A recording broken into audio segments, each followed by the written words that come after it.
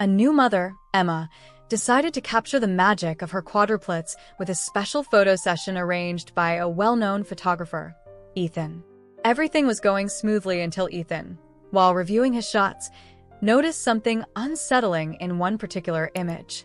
As he zoomed in on the photo, his face drained of color. "Oh my gosh," he gasped, his hands trembling as he double-checked the picture on his camera's screen. There was no mistake, what he was seeing was real. His breath caught in his throat, and a heavy knot formed in his stomach as the implications of the image sank in. In all his years and thousands of photos taken, he had never felt so frozen, disturbed, and lost in thought. In a small hospital room, the sterile walls and the sharp smell of antiseptic felt as if they were closing in on him. The rhythmic beeps of monitors and distant murmurings of nurses were drowned out by his pounding heart. Meanwhile, Emma sat on a modest sofa near her hospital bed, cradling her 4 newborns. Swaddled in matching pastel blankets, the babies slept peacefully, unaware of the tension thick in the air. Just moments ago, Emma had radiated joy from finally holding all 4 of her children after a grueling pregnancy. However, when her eyes met Ethan's, now clouded with shock, her smile faltered and concern replaced the elation. Instinctively, she tightened her embrace around the little ones. "Ethan?" Emma asked softly yet firmly, breaking the heavy silence. Ethan tried to speak but found himself at a loss for words. His fingers gripped the camera even tighter as he re-examined the photo. The image had not changed, and the unsettling truth still stared back at him. Desperate for reassurance, he scanned the cramped room, cluttered with a rolling hospital bassinet, a few scattered lighting stands, camera bags, and even a bouquet of bright yellow roses left on a bedside table. The stark contrast between the orderly equipment and the chaos of his thoughts only deepened his unease. Emma's eyes, once shining with maternal bliss, now carried a trace of worry. "Ethan," she repeated, her tone edging with fear. "Please tell me what's wrong." Ethan drew a deep breath, fully aware that his next words would alter everything. Emma had long dreamed of motherhood, but never had she imagined that the journey would be so intense and consuming. When she first discovered her pregnancy, she had laughed and cried in equal measure, clutching the positive test in trembling hands. But that joy quickly turned complicated when her doctor announced, "Emma, you're expecting quadruplets." Staring at the ultrasound screen, she struggled to comprehend the sight of 4 tiny, flickering heartbeats. If one was hard to fathom, how could 4 be real? The following days blurred into a whirlwind of exhilaration, fear, and wonder. Emma and her husband, Greg, spent sleepless nights questioning their future. They wondered if their modest 2-bedroom apartment could accommodate 4 children, if they would ever be able to provide for them, and most haunting of all, whether all 4 would survive. The pregnancy had been anything but easy. From the moment her body began to change, Emma felt as though it had become a battleground. Doctors warned her about the risks: premature labor, gestational diabetes, preeclampsia, but it wasn't until her 2nd trimester that she truly grasped how precarious her situation was. Night after night in the hospital, with monitors attached to her belly tracking the steady rhythm of 4 hearts, each passing week became a victory in a constant struggle between hope and dread. The doctors spoke in measured tones, often referring to the babies as Adam, Brian, Cameron, and Dylan to avoid premature attachment, a clinical label that made Emma's heart ache even as she clung to her precious hopes. There were bright moments amid the constant worry. Greg would gently press his hands against her belly, his face lighting up with each kick. "That's my little warrior," he would whisper. Gradually, the nursery began to take shape, with 4 identical cribs arranged neatly like a small battalion and soft lullabies filling the room, preparing everyone for the inevitable chaos ahead. Then, at 29 weeks, everything shifted in an instant. A sudden, sharp pain jolted Emma awake in the middle of the night, an intensity she had never felt before. Gasping and clutching her belly as nausea overwhelmed her, she found Greg by her side almost immediately, his face drained of color as he helped her into the car. The drive to the hospital was a blur of glaring headlights and silent prayers.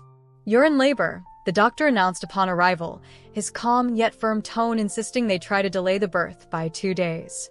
Emma lay in a hospital bed, connected to IVs and monitors, her body locked in a struggle against an unstoppable fate. The fear settled deep in her stomach, coiling like a living thing. Then came the whirlwind of the delivery room, a frantic flurry of movement and urgency. Nurses and doctors moved in coordinated chaos, their voices overlapping and their hands steady as they worked. Emma barely recalled the pain itself, only the paralyzing fear of those long seconds when it felt as though the world had paused, until finally, the soft chorus of newborn cries filled the room. Overwhelmed by relief and emotion, Emma wept as each baby was gently placed into the neonatal incubators, their tiny bodies wrapped in tubes and wires. Although the doctors offered reassurances, their eyes betrayed an unspoken understanding that this was only the beginning of another challenge. For weeks, Emma resided almost entirely in the hospital, hovering over the incubators as she watched the rise and fall of each fragile chest. She committed every minute detail to memory, the way Adam curled his fingers in sleep, how Dylan always turned toward her voice, and yet, there lingered a subtle sense that something was not quite right. It was in the hesitance of the nurses when updating her on Cameron's progress, the furtive glances exchanged among the doctors, and whispered conversations that she wasn't meant to overhear. She tried to convince herself that her suspicions were merely the result of exhaustion and stress. Finally, the day arrived when Emma was allowed to bring her babies home. The overwhelming sense of relief and gratitude that surged through her as she secured each child in the car seats was unlike anything she had ever experienced. But that feeling was short-lived. Weeks later, as she returned to the hospital for a routine checkup, Emma sensed an ominous change in Ethan's expression, from the excitement of their previous session to stark shock. Emma had called him for another shoot. She had wanted to capture the tender early moments of her 4 miracle boys, a memory as precious as the day they were born, and conveniently, Ethan was nearby. The hospital where they were born seemed the perfect backdrop, until the fear in Ethan's eyes made her heart skip a beat.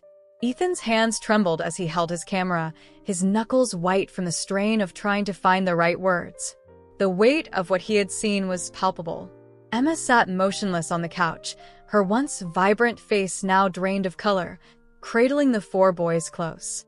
She felt it, a shift in the atmosphere, an undeniable tension that had been simmering all along. "Ethan," she murmured, barely audible. "Please, tell me what's happening." Swallowing hard as sweat beaded on his palms, Ethan turned the camera's display toward her. "Look," he said quietly. At first glance, the image appeared beautiful. Emma tenderly holding all 4 of her babies, bathed in the soft glow of hospital lights that lent the scene an almost ethereal quality. But as Emma leaned in, her breath caught. Her eyes widened in disbelief. There, in the details of the photograph, was something that couldn't be ignored. One of the babies, Cameron, looked noticeably different. Not in a way that diminished his charm or made him any less of her child, but in a way that upended everything she believed. For months, caught in the whirlwind of exhaustion and fear, Emma had overlooked the subtle discrepancies in Cameron's appearance. Now, as the truth stared back at her from the screen, her hand flew to her mouth. Tears sprang to her eyes as she choked out, "Oh my God." Ethan's voice came out tenderly. "Emma, I think there might have been a mix-up." The words hung heavily in the air. Emma's mind raced back to the chaos of the NICU, the constant shifting of babies between incubators, the numerous nurses, and the haze of pain from her emergency cesarean section. Had something happened? Had there been a mistake? Tears streamed down her face as she gazed at Cameron, his delicate features nestled against her chest. From the moment she first held him, she had fought, worried, and prayed for him. No matter what any test or record said, he was her child. "Ethan," she said, her voice breaking, "it doesn't matter." Ethan paused, clearly torn. "Emma, I only wanted you to know," he began, but she interrupted firmly, wrapping her arms tighter around Cameron. "I don't care if there was some mix-up or what the hospital records might say. I don't care what anyone else thinks. He's my son and I love him. That's all that counts. Ethan exhaled sharply, his shoulders relaxing ever so slightly as he acknowledged her unyielding resolve. I just thought you should know, he admitted quietly. But I see now that your heart has already made the decision. A small, sad smile played on his lips. You've already chosen him, haven't you? Emma managed a shaky laugh as she gently stroked Cameron's soft cheek. I knew the moment I held him, she whispered, and in that moment, the heavy atmosphere seemed to lift. Love, she realized, wasn't defined by DNA, hospital records, or errors. It was in the unspoken certainty that a mother feels when she holds her child. As Ethan quietly packed away his gear, marveling at the unexpected turn of events, Emma's mind still churned with unanswered questions. How could this have happened? Was it truly a case of hospital error? Just then, the door swung open and Dr. Morgan, Emma's obstetrician, stepped in. Her expression was unreadable, yet there was a spark of concern, perhaps even curiosity, in her eyes. Emma, Dr. Morgan began cautiously, glancing briefly at the camera in Ethan's hands. Nurse Elaine mentioned there was some concern regarding Cameron. Emma immediately clutched the baby tighter. There's nothing to worry about. He's my son, she replied firmly. Dr. Morgan pressed her lips together before continuing. Of course he is. However, I want to clarify something that might explain why he appears different from his siblings. At that moment, Leo, who had been quietly standing in the corner, stepped forward. Please explain, he urged.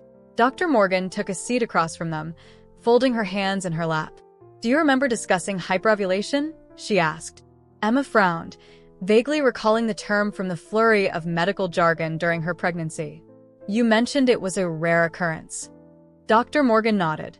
Yes, hyperovulation happens when a woman releases multiple eggs during ovulation instead of just one. In most instances, this leads to fraternal twins. However, in extreme cases like yours, it can result in higher-order multiples. Here's where it gets interesting.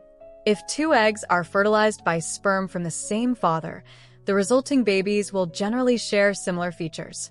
But in rare cases, if the eggs are fertilized at different times, even days apart, you might see slight genetic differences. Emma's breath hitched as she looked at Cameron's delicate features. Are you saying he was conceived in a different cycle? She asked, her voice trembling. Dr. Morgan offered a reassuring smile. Not exactly in isolation, but there is a strong possibility that Cameron was fertilized during a separate cycle from his siblings. His genetic markers may show subtle differences, but he remains your biological child. Emma's mind reeled from this revelation. All this time, she had feared a mix-up at the hospital, yet the truth was even stranger. Her own body had orchestrated this unique circumstance. Greg let out a low whistle, rubbing his chin in astonishment. So, you're saying he's still ours, just arriving on his own schedule? Dr. Morgan chuckled softly. Exactly. It's rare but not impossible. Some refer to it as superfetation, though true superfetation is even rarer. Hyperovulation can produce similar effects. Ethan, who had been silently absorbing every word, laughed in relief. So there was no mistake after all? Emma's shoulders slumped as the tension drained away, replaced by incredulous laughter. No mix-up, just nature doing what it does. She looked down at Cameron, her heart swelling with a love that transcended any clinical labels. From the very beginning, she had known he was hers, and now she had the proof. Months later, when Emma called Ethan once again to schedule another photo session, this time in the comfort of her own living room with a spacious couch and a soft mattress for the quadruplets to crawl on, he didn't hesitate. He longed to capture those miraculous children again and share their beauty with the world. By then, the little boy previously known as Baby C had been given a new name, chosen from the initials the family had grown fond of. Cameron was now known as Calvin, though he still looked slightly different from his siblings, Adam, Brian, and Dylan. Despite the subtle differences in his features, Calvin's nose was a bit broader and his mouth a touch fuller. He was as healthy and happy as could be, and that was all that truly mattered. What an extraordinary surprise! What is the most unusual birth story you've ever heard? Let us know in the comments. Thank you for watching, and see you next time. Disclaimer: this channel does not support or tolerate any form of discrimination, racism, prejudice, or violation of human rights. The stories presented here are original and created by the author with the aim of promoting reflection, awareness, and dialogue. All content is developed with respect for diversity and the dignity of all people.